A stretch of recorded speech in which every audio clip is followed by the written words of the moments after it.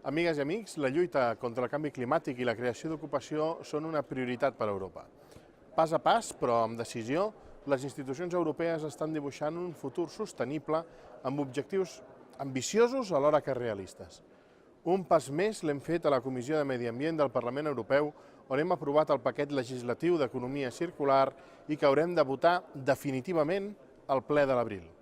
Aquest conjunt de directives ens encamina cap a una nova manera de produir i consumir que ens permetrà contaminar menys i crear més llocs de treball.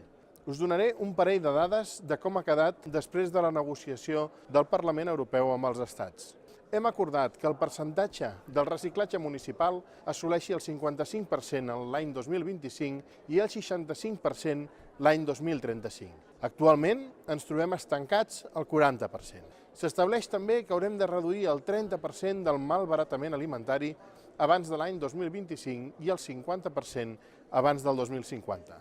Cada europeu llança avui a la brossa 173 quilos per any. Això vol dir 88 milions de tones de menjar que malbaratem entre tots. Podíem haver estat més ambiciosos, és cert, però el consens generat ha estat clau per tirar endavant aquest paquet d'economia circular. Consens entre els grups polítics i consens també en les negociacions amb els estats.